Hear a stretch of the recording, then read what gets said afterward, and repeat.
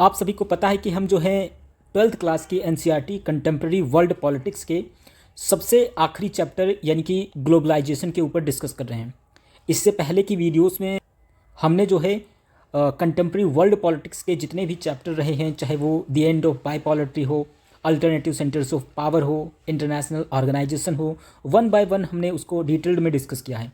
और इन सब का जो लिंक है वो आपको डिस्क्रिप्शन बॉक्स में मिल जाएगा, या फिर आप इसी यूट्यूब चैनल के प्लेलिस्ट में जाके आपको वहाँ पर क्लास 12th की जो पॉलिटिकल साइंस है उसका प्लेलिस्ट मिल जाएगा, वहाँ से आप वन बाय वन देख सकते हो। तो इसी सीरीज़ में जो है ग्लोबलाइजेशन का ही ये नेक्स्ट पार्ट है, जिसके पहले भी हमने जो है ग्लोबलाइजेशन के ऊपर हमने उसके कॉन्सेप्ट को समझा था। फिर उसके बाद हमने जो है उसका क्या इम्पैक्ट रहा पूरी दुनिया के अंदर उसको हमने समझा। इसके बाद जो पूरे वर्ल्ड के अंदर क्या क्या कॉन्सिक्वेंसेस रहे बेसिकली ग्लोबलाइजेशन के, जिसमें पॉलिटिकल कॉन्सिक्वेंसेस, उसके बाद कल्चरल इकोनॉमिक लेवल पर किस तरीके से ग्लोबलाइजेशन ने पूरे वर्ल्ड को जो है एक तरीके से प्रभावित किया है, उसको हमने डिटेल्ड में समझा था। तो बेसिकली यहाँ आज हमें जो है इंडिया और ग्लोबलाइजेशन के ऊपर हम देखेंगे। इसके अलावा आपकी एनसीईआरटी में जो ग्लोबलाइजेशन को लेकर क्रिटिसिज्म किया गया है उसको दिया गया है, तो हम आज जो है इंडिया ग्लोबलाइजेशन को देखेंगे। उसके बाद कैसे जो लेफ़्ट और राइट विंग के जो लोग हैं उन्होंने किस पर्सपेक्टिव से ग्लोबलाइजेशन का क्रिटिसिज्म किया है उसको हम देखेंगे। और इसके बाद जो है आपका ये जो कंटेम्प्रेरी वर्ल्ड पॉलिटिक्स है इसके सारे चैप्टर हमने जो है कवर कर लिए हैं। तो आज जो है ये चैप्टर भी आपका ख़त्म हो जाएगा और ये वीडियो जो है वो आपकी कंटेम्प्रेरी वर्ल्ड पॉलिटिक्स की सबसे आखिरी वीडियो ये जो है होगी। इसके बाद हम जो है अपनी जो सेकंड किताब है पॉलिटिकल साइंस की, बेसिकली उसको हम स्टार्ट करेंगे। और जिस तरीके से हमने कंटेम्प्रेरी वर्ल्ड पॉलिटिक्स को डिटेल्ड में समझा है, जाना है, वैसे ही हम उस सेकंड किताब को भी बहुत अच्छे से कवर करेंगे। तो चलिए हम स्टार्ट करते हैं। India was a colonial country under British rule where the British took new materials from India, made goods in Britain and sold them back in India. अब ये क्या बताया जा रहा है कि इंडिया के अंदर सबसे पहले जो है वो इंडिया एक औपनिवेशिक कंट्री था, बेसिकली कॉलोनियल कंट्री था। और ये इसके ऊपर इसे मतलब बेसिकली इंडिया को किसने कॉलोनियल बनाया था, तो वो ब्रिटिश जो सरकार है या गवर्नमेंट है वो उन्होंने जो है इसके ऊपर शासन किया और इसे अपना गुलाम या कॉलोनियल या उपनिवेश जो है वो बनाया था। अब यहाँ पर होता क्या था, ये जो जब इंडिया को उपनिवेश बनाया गया या कॉलोनियल बनाया गया तो यहाँ के जो रॉ मटेरियल होते थे उनको वो यहाँ से कहाँ भेजते थे, अपने कंट्री में भेजते थे, यानी कि ब्रिटेन में भेजते थे। और जो बाकी बड़े बड़े या डेवलप कंट्रीज़ थी, बेसिकली उस वक्त जो सुपर पावर लोग थे या फिर सुपर पावर कंट्रीज़ थी, वो लोग बेसिकली कॉलोनियल बनाते थे। और ब्रिटिश एम्पायर जो है वो सबसे बड़ा है या फिर उस टाइम पर सबसे बड़ा था। ऐसा माना जाता था कि जब इनका साम्राज्य पूरे विश्व के अंदर चल रहा था, तो एक बहुत पुरानी कहावत है, या फिर जब ब्रिटिश साम्राज्य के लिए इस वक्त इस शब्द को कहा जाता था कि जो ब्रिटिश एम्पायर है यहाँ पर कभी भी रात नहीं होती थी। वो इसके पीछे ये कारण था कि इनका साम्राज्य इतना बड़ा होता था कि इन्होंने इतनी कंट्रीज़ को उपनिवेश बना रखा था या कॉलोनियल बना रखा था कि अगर वर्ल्ड के एक क्षेत्र के अंदर अगर रात होती थी तो ब्रिटिश साम्राज्य का इतना बड़ा कॉलोनियल होता था कि बाकी और भी कंट्रीज़ ऐसे होती थी जहाँ पर दिन हो रहा होता है उस वक्त, तो उनको भी उन्होंने कॉलोनियल बना रखा था। यानी ऐसा ये कहावत का मतलब था कि ब्रिटिश साम्राज्य के अंदर कभी भी रात नहीं होती, इनका एम्पायर इतना बड़ा होता था। तो उसी तरीके से इंडिया को भी कॉलोनियल इन्होंने बनाया और यहाँ से जो रॉ मटेरियल होता था उसको वो ब्रिटेन भेजते थे और वहाँ पर इसको वापस से गुड्स के अंदर कन्वर्ट किया जाता था। यानी बहुत सारे ऐसे घरेलू वस्तु बनाए जाते थे या फिर यूज़फुल प्रोडक्ट होते थे, उनको वहाँ पर बनाया जाता था ब्रिटेन के अंदर, और वापस से उसको कहाँ बेचा जाता था, ऐसे ही कॉलोनियल कंट्रीज़ में वापस से इसको सेल किया जाता था। यहीं से रॉ मटेरियल लिया गया और ब्रिटेन में बनाया गया और वापस से इसको इंडिया में ही जो है वो बेचा गया। After independence 1947, based on the exploitative experience with British rule, India decided to be self-reliant and avoid foreign interference in its economy. अब क्या हुआ, जब इंडिया ने 1947 में भारत जो है वो आज़ाद होता है या फिर इसे इंडिपेंडेंस मिलती है, तो इसने एक बहुत बड़ा सबक जो है वो सीखा था ब्रिटिश रूल से। और इस एक्सप्लोटेटिव एक्सपीरियंस से जो इंडिया है उसने क्या डिसाइड किया था उसने ये डिसाइड किया था कि अब हम अपनी इकोनॉमी के अंदर कोई भी फॉरेन इंटरफेरेंस नहीं चाहिए हमें, और वो सेल्फ रिलायंट होने की बात की थी कि अब हम आत्मनिर्भर बनेंगे और जितनी भी विदेशी कंपनियां हैं इंडिया के अंदर वो हमारी इकोनॉमी में नहीं रहेंगी और इनको वापस से भेज दिया जाए, या फिर इंडिया के अंदर जितने भी फॉरेन इन्वेस्टमेंट हैं या फिर जितनी फॉरेन की जो कंपनियां हैं वो यहाँ पर नहीं चलेंगी, ना तो हम उनके प्रोडक्ट खरीदेंगे और ना ही उनके साथ किसी भी तरीके का जो है कोऑपरेशन हम करेंगे। Foreign companies we are not allowed to either the Indian market initially, so India had no global competition. अब इसका सबसे बड़ा जो इम्पैक्ट देखें या दुर्भाग्य समझें तो ये क्या हुआ कि इन्होंने फॉरेन कंपनीज़ को बिल्कुल भी अलाउ नहीं किया 1947 के बाद कि भाई आप जो है हमारे मार्केट के अंदर जो है वो आए। इससे क्या हुआ कि ग्लोबल कंपटीशन में इंडिया कभी भी पार्टिसिपेट ही नहीं कर पाया, क्योंकि इंडिया के पास कभी भी ऐसे बड़ी बड़ी इंडस्ट्री नहीं हो पाई उस टाइम पे, या वो बड़ी मार्केट नहीं बन पाया, क्योंकि इंडिपेंडेंस के बाद यही डिसाइड किया गया था कि जो फॉरेन इन्वेस्टमेंट है या जो फॉरेन कंपनीज़ हैं वो इंडिया के अंदर इंडियन मार्केट में वो मौजूद नहीं रहेंगी, क्योंकि वर्षों से कई सालों से जो है वो इंडिया के ऊपर एक्सप्लॉयटेशन हो रहा था। यही ब्रिटिश रूल और बाहर की जो कंपनियां हैं उन्होंने इनको गुलाम बनाया और इनके ऊपर रूल किया। तो जाहिर सी बात है जब इससे वो आज़ाद होंगे तो वापस से वो इस तरीके से कोई घटना ना घटे, तो ऐसे इनिशिएटिव लेना बहुत ही आम बात होती है। Due to lack of global exposure and modern strategies India's economic growth was slow and sluggish.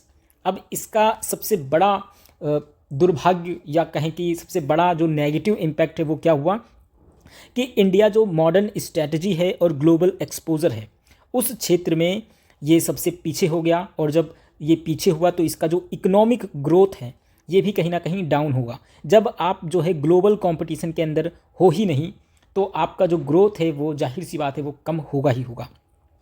तो अब क्या किया जाए? अब इंडिया की भी तो इकॉनमी को हमें ऊपर बढ़ाना है, हमें भी तो ग्लोबल लेवल पर कंपटीशन चाहिए, हमें भी तो अपनी इकोनॉमी को ग्रोथ करना है। तो अब क्या हुआ, अब 1991 में जो पुराना फैसला लिया गया था कि हमारी कंट्री के अंदर जो है वो फॉरेन कंपनीज नहीं होंगी, अगर होंगी भी तो इनके ऊपर बहुत सारे रूल रेगुलेशन के तहत ये सारी होंगी। तो 1991 में क्या किया गया, इंडिया ने एलपीजी के कॉन्सेप्ट को जो है वो अडॉप्ट किया। अब ये एलपीजी क्या है? ये लिबरलाइजेशन, प्राइवेटाइजेशन और ग्लोबलाइजेशन, ये चीज़ है। इसके बारे में हमने अपनी पिछली वीडियो में भी डिस्कस किया हुआ है डिटेल में कि ये एलपीजी क्या है, तो आई होप कि मुझे ये वापस से रिपीट ना करना पड़े। तो अब एलपीजी की जो पॉलिसी जो है अपनाई गई तो इससे क्या इम्पैक्ट पड़ा, इससे जो हमारी इकोनॉमी है वो बहुत तेज़ी से डेवलप हुई और एक तरीके से जो है हमारी इकोनॉमी को बूस्ट मिला, और इससे हमारा जो इकोनॉमिक ग्रोथ है वो तेज़ी से आगे बढ़ा। तो इस तरीके से हमने एक पूरा हिस्टोरिकल पर्सपेक्टिव देखा कि कैसे स्टार्टिंग से लेकर जैसे ब्रिटिश रूल जो है इंडिया में आया और फिर हमें इंडिपेंडेंस मिला, इंडिपेंडेंस के बाद जो है 1991 तक हमने जो है एक तरीके से कहें कि वर्ल्ड के अंदर एक पूरा अपना कंपटीशन के रूप में हम नहीं निकल पाए थे। लेकिन बाद में जब हमारी सरकार को ये रियलाइज़ हुआ कि हमें हमारी ग्रोथ के लिए जो है वो कुछ चेंजेस करने पड़ेंगे, हमारे डिसीज़न बदलने पड़ेंगे, और इसको देखते हुए ही 1991 में जो है भारत सरकार ने एलपीजी की पॉलिसी को अपनाया, और ये न्यू इकोनॉमिक पॉलिसी थी जो कि 1991 में जो है अडॉप्ट किया गया, और उसी के साथ जो है एलपीजी आया जिसमें लिबरलाइजेशन, प्राइवेटाइजेशन और ग्लोबलाइजेशन को हमने अडॉप्ट किया, और हम भी जो है वो पूरे ग्लोबल कंपटीशन के रूप में निकल कर सामने आए। जो बाहर की कंपनीज़ थी वो इंडिया के अंदर आई, इंडिया की जो कंपनी है वो बाहर गई, इंपोर्ट एक्सपोर्ट ट्रेड के अंदर फ्लो बढ़ा, कैपिटल फ्लो, लेबर फ्लो जो है वो पूरे वर्ल्ड के अंदर तेज़ी से बढ़ा, टेक्नोलॉजी का जो फ्लो है वो हमने शेयर किया। इस तरीके से जो है ग्लोबलाइजेशन इंडिया के अंदर पूरी तरीके से अपनी पीक पर आ गया। अब यहाँ पर हम देखते हैं कि इसका रिज़ल्ट क्या हुआ ग्लोबलाइजेशन का, जब हमने ग्लोबलाइजेशन को अडॉप्ट कर लिया। तो इसका ये सबसे बड़ा जो इम्पैक्ट रहा कि जो डेवलप कंट्रीज़ हैं उन्होंने डेवलपिंग कंट्रीज़ या फिर नेशंस जैसे कि इंडिया, इसके अंदर इन्वेस्टमेंट किया और बड़ी बड़ी कंपनियां उन्होंने लगाई और बहुत सारा इन्वेस्टमेंट किया अलग अलग बिजनेस में, लोन्स में, इंफ्रास्ट्रक्चर में। तो इससे क्या हुआ कि जॉब अपॉर्चुनिटीज़ बहुत तेज़ी से बढ़ी, इसके अलावा जो पॉवर्टी रेट था वो डिक्लाइन हुआ, और पूरे वर्ल्ड के अंदर जो है कंपटीशन इंक्रीज हुआ, जिससे जो प्रोडक्ट की क्वालिटी है वो इम्प्रूव हुआ, और यहाँ की जो लोग हैं उनको लो प्राइस पे अच्छी क्वालिटी की चीज़ें मिलने लगी। तो ये सारी चीज़ें इंडिया के पर्सपेक्टिव में ग्लोबलाइजेशन के साथ हुआ। अब हम यहाँ पर जो है कुछ क्रिटिसिज्म को देखते हैं, जो कि एग्ज़ाम के पॉइंट ऑफ व्यू से इम्पॉर्टेंट है। आपसे ये पूछा जा सकता है कि जो है ग्लोबलाइजेशन का क्रिटिसिज्म किस बेसिस पर किया जाता है, उसे आप बताइए, या लेफ़्ट और राइट विंग किस तरीके से ग्लोबलाइजेशन पर अपना एक तरीके से तर्क देते हैं, या फिर इसको किस तरीके से वो क्रिटिसाइज़ करते हैं, इसको आप बताइए। तो यहाँ पर बेसिकली इसी रेसिस्टेंस को बताया गया है कि किस तरीके से ग्लोबलाइजेशन पर रेसिस्टेंस लगाया जाता है। Criticism of globalisation comes from both left and right wing. अब सबसे पहले हम ये समझते हैं थोड़ा सा कि ये लेफ़्ट और राइट विंग होता क्या है।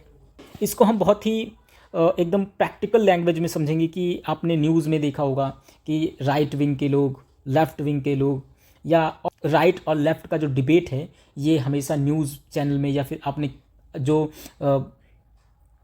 आपने किसी के मुंह से ये बात सुना हो कि ये तो लेफ्टिस्ट है, ये तो राइटिस्ट है।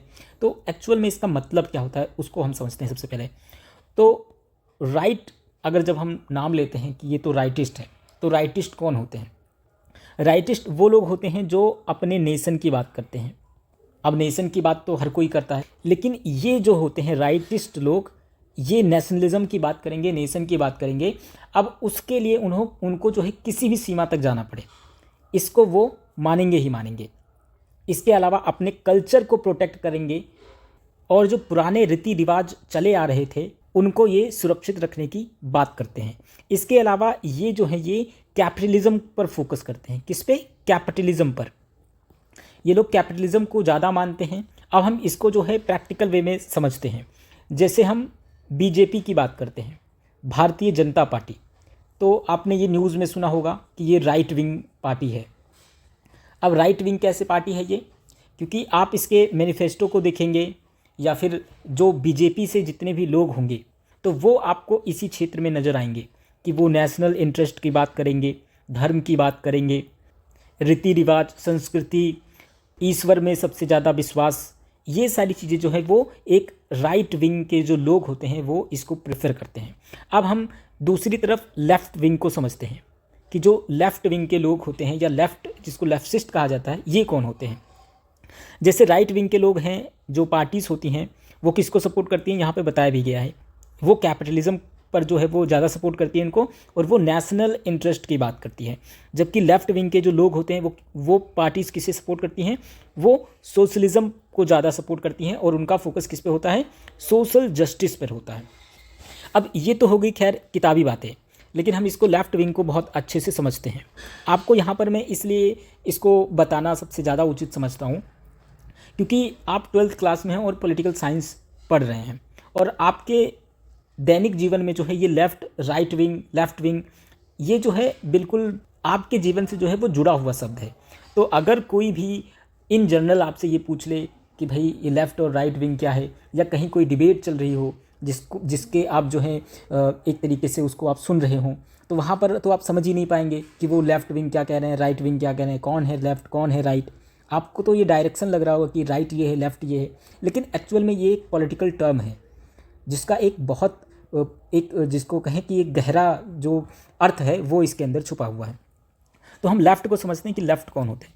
अब लेफ़्ट वाले जितने पॉलिटिकल पार्टीज़ या लोग होंगे ये किसकी बात करेंगे? ये राइट की बात करेंगे।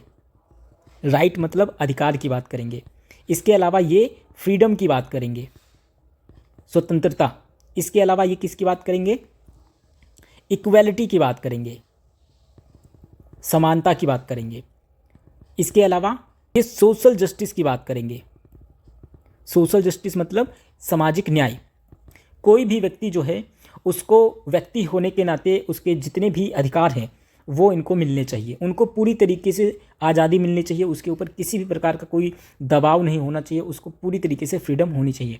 इसके अलावा वो इक्वलिटी की बात करते हैं कि कोई भी व्यक्ति है तो उसको इंसान होने के नाते उसके साथ व्यवहार किया जाए, और कोई भी जाति के आधार पर, लिंग के आधार पर या पद प्रतिष्ठा के आधार पर जो है उसके साथ भेदभाव नहीं होना चाहिए, अर्थात उसके साथ समान व्यवहार जो है वो किया जाना चाहिए। इसके अलावा सोशल जस्टिस की बात करेंगे कि कोई भी व्यक्ति हो, अमीर हो, गरीब हो, अगर उसके साथ गलत होता है तो उसको न्याय मिलना चाहिए, उसके साथ गलत नहीं होना चाहिए।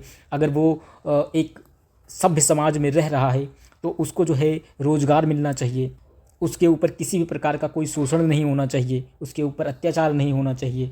अगर वो एक राज्य में रह रहा है तो सरकार का ये दायित्व है कि उसको शिक्षा प्रदान करे। ये लोग रोज़गार की बात करेंगे, युवाओं को रोज़गार मिलना चाहिए, उनके जो अधिकार हैं वो उनको मिलने चाहिए। इस तरीके से ये जो लेफ़्ट की पार्टी होती है ये इन मुद्दों को लेकर जो है वो चलती है। अगर हम किसी पॉलिटिकल पार्टीज़ के साथ इसको जोड़ कर देखें तो CPI और CPM, कम्युनिस्ट पार्टी ऑफ मार्क्सवादी या कम्युनिस्ट पार्टी ऑफ इंडिया, ये दो ऐसी पार्टीज़ इंडिया के अंदर रही हैं जो कि लेफ़्ट विंग की रही हैं। हालांकि अगर हम इसको देखें कॉलेज लेवल पर आप देखेंगे तो JNU जो है वो सबसे ज़्यादा फेमस है इस चीज़ के लिए कि वहाँ पर लेफ़्ट विंग के जो लोग हैं वो सबसे अधिक रहे हैं या फिर हैं। Globalisation brings both advantages and disadvantages. If we do not adopt it, other countries में progress faster, leaving us behind.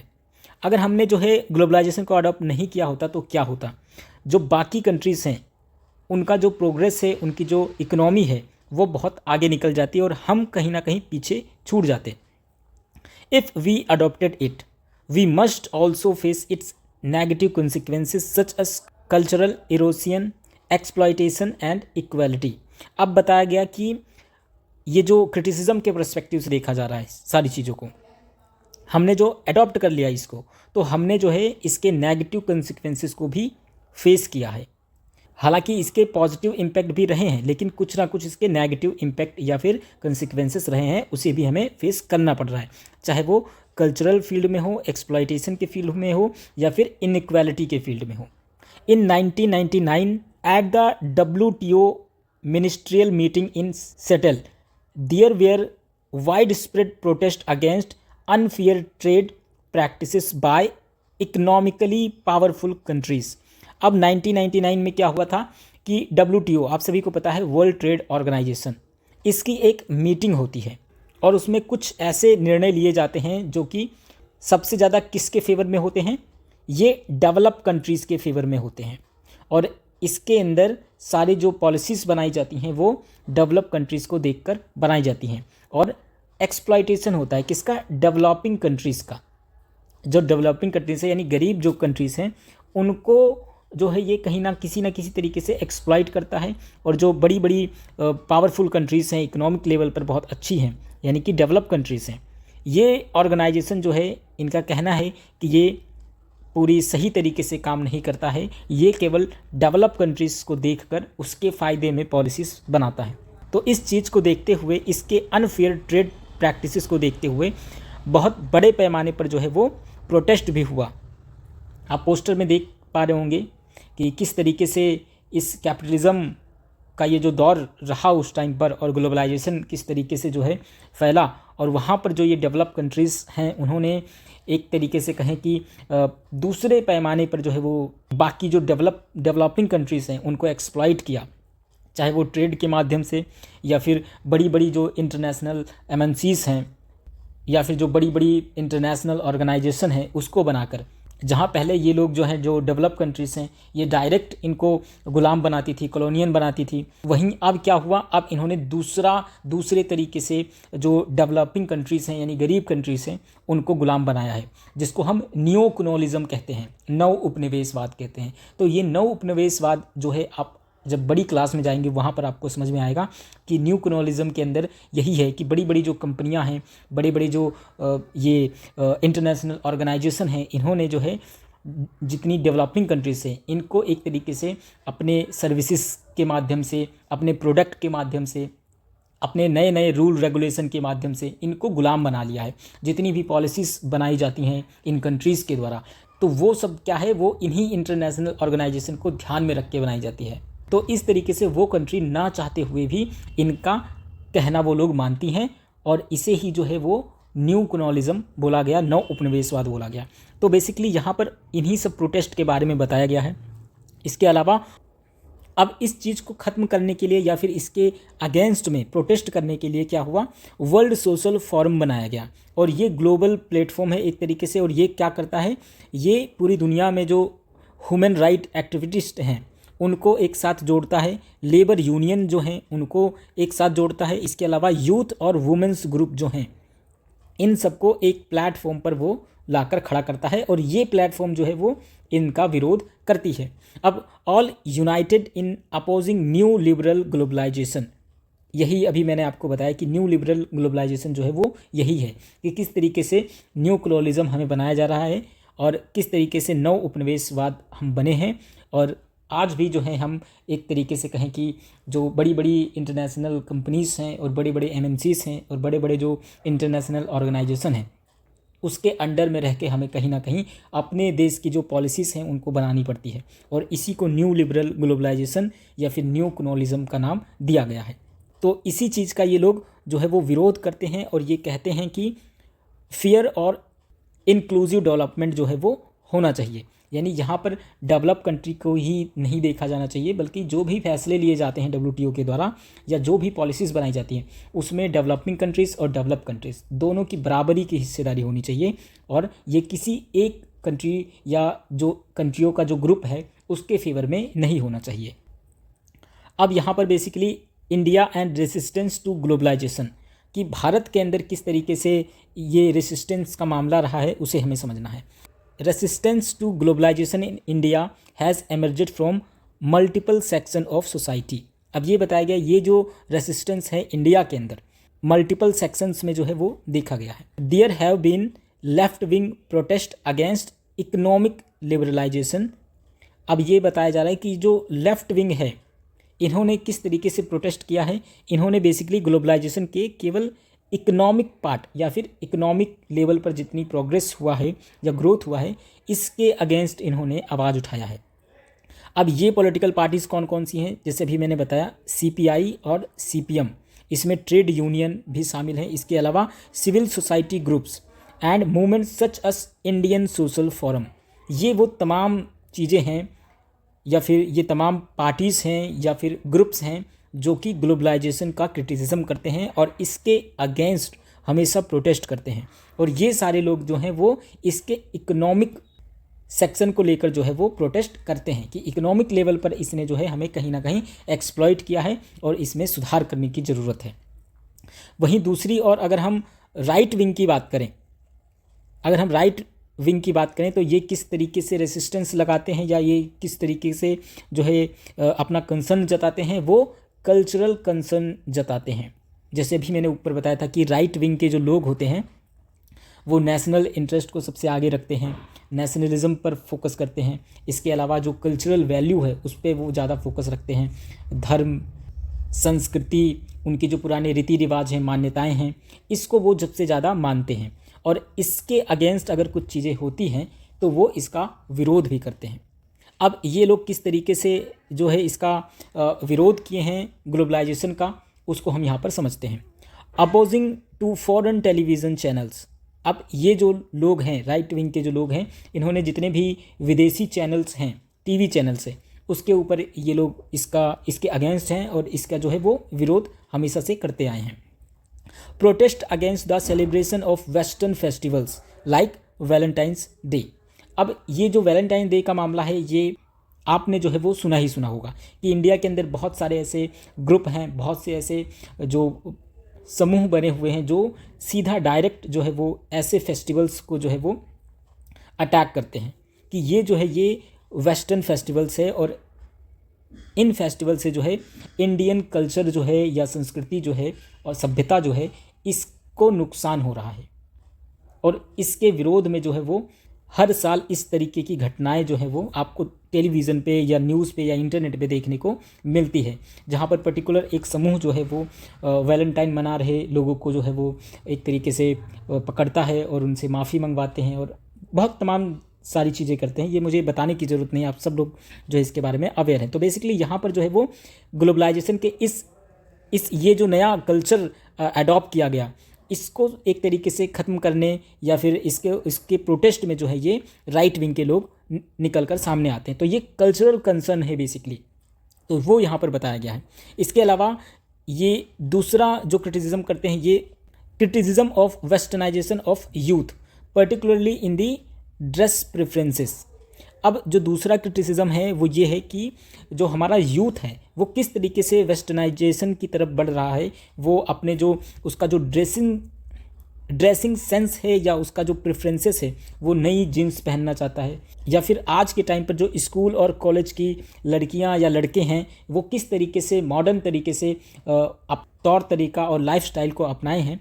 ये जो है राइट विंग के लोग ये इसका विरोध करते हैं और वो उनका ये मानना है कि ये सारी चीज़ें वेस्टर्न चीज़ें हैं और हमें जो है अपनी संस्कृति और सभ्यता को बनाए रखना है और हमें जो है बाहर से थोपी गई इन संस्कृति और सभ्यताओं का जो है वो त्याग करना चाहिए।